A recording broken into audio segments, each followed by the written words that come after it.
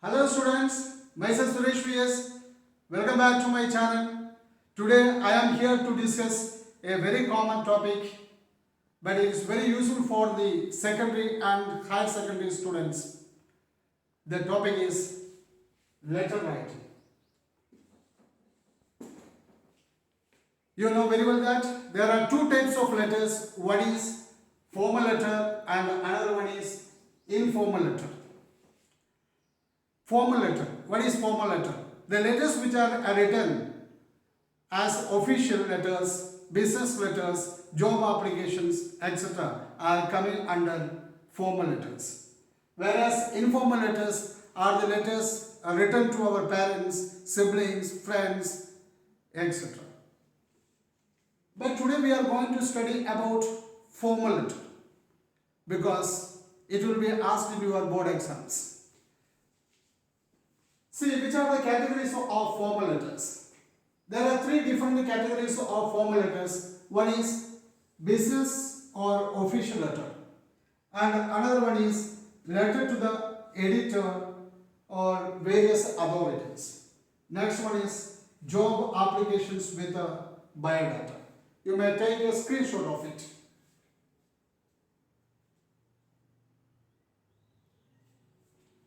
See, business or official letters, and in that making enquiries and asking for information. For example, I have to write a letter asking some enquiries from the officials, or I need some information about it. That is coming under this official letter. Next, giving information, sending a replies in response to enquiries. Suppose I am an official giving information about a course or information about some queries. Okay, that is also coming under business and official letters. And to response of enquiries. And I am giving some reply to enquiries. That also will come under, yes, business or official letter. Placing orders. Suppose I want to place an order. I am running an industry or a firm or a school. I want to place some order. For example, for the school, I want to place an order to get some playing materials. That is also an official letter. And complaint regarding the product purchased. Suppose I have purchased a product and it has some, it's not in a proper order or it's default, and I have to complain about it. This is also considered as an official letter. Then next category, that is letter to the editor or various authorities. In this, highlighting civic issues. We can write this type of letters. We write the highlighting certain civic issues. For example, I have certain problems in my area, like lack of proper water supply or frequent electricity failure. These are all civic problems. Okay, so I am writing letter to the editor or some concerned authorities. That's coming under official letters. Then I can, in that cases, I have to give some suggestions or remedies about it. The next one is expressing views on issues or events already published in newspapers or magazines. Already regarding some issues or events or some incidents, already an article has come in the newspaper or magazine, and about it I am writing a letter. That's also coming in this category. And the last category, that is job applications with a biodata. I want to apply for a job. In that case, I have to write an application along with my biodata. We will study about all these things in detail later. Now let us see what is the layout and the content organization. So when you write a formal letter, you have to keep all these points in your mind. Dear students, take care. It should be written clearly with the complete information. When you write a formal letter, you have to write or include all the details. All the details must be there, or complete details must be given. A proper layout or format should be followed. So when you write a formal letter, dear students, a proper layout must be used, or a format must be used. It's very important because you will be assessed on the basis of the layer first. Okay. Then followed that, it follows the block format. The block format means the modern letter, you see that all the contents that is aligned to the left margin. That means there is no chance for leaving any space. So you have to start from the margin itself. All the elements must start from the margin. And skip a line between the various elements. After writing each element, you can skip a line. Usually the children ask doubt about it.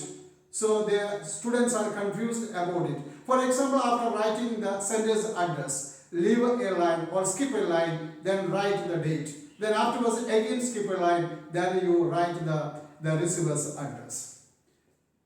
Divide the body of the letter into 3 paragraphs. Mostly the students won't do it. You have to divide the body of the letter into 3 paragraphs. Okay. Next one, content should be written briefly in simple and direct language. And more you see that the content that must be written in simple language so that the recipient may understand it well. So try to use a simple language as well as don't try to write in a roundabout way. In a roundabout way, the direct language must be used. And use a simple and about short sentences. So always try to use a simple language as I told you or short sentences. There is a usual habit of the students, okay, using different conjunctions and you see that extend the sentences or they don't use proper punctuation like full stops and all. That should not be done. You have to make it into simple and short sentences. The language and tone of the letter should be polite, as well as sincere and formal. The language used in the formal letter must be formal language. For example, you are writing a letter to the police inspector. So don't use informal language like how are you, what are you doing, all these things you should not use. And also you must be sincere while writing it. The language must be sincere and also you have to use the very polite language. The tone should be firm but courteous even while writing the letters of complaint. Even suppose I have to complain about an official, then even while writing a letter of complaint, there also the language used, the tone of the language must be polite. Okay, it can be firm but at the same time and it must be courteous. Then last one, fluency and accuracy are must. So while writing a formal letter, the fluency as well as accuracy must be taken care, like the grammar, the punctuation, all these things must be taken or given importance. So after writing the letter, go through it well and edit it. So now let us see how to write a formal letter and give a layout of it.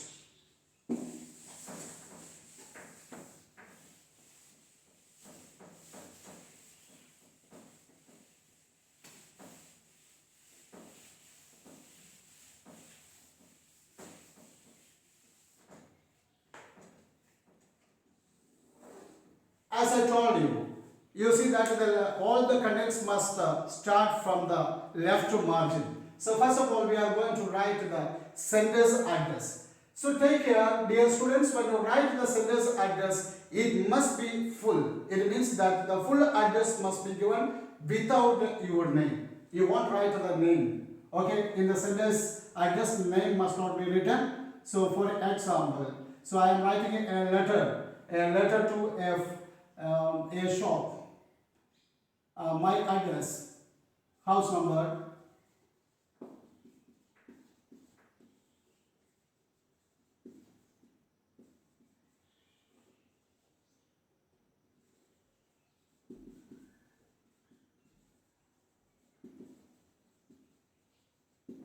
so here you see that the sender's name is not written here. So it is very important to give the full address. Some students write only the house number and Gandhinagar. So in that case, it will be difficult for the recipient to reply to you. So give the full address. And followed by that, skip one line, then write the date.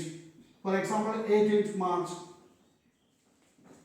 2003, and afterwards you have to write then the recipient address, receiver's address.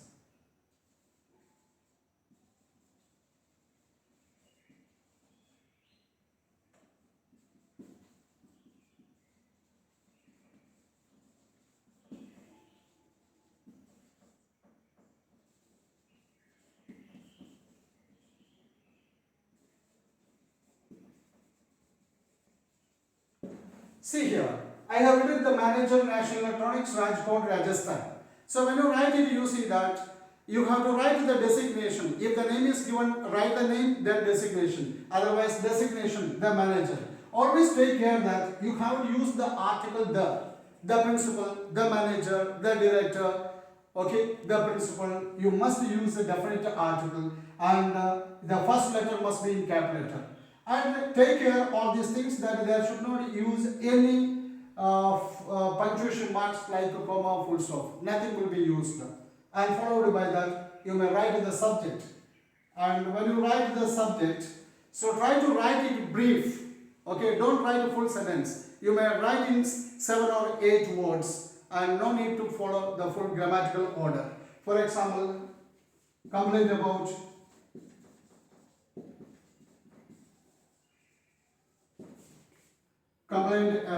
faulty.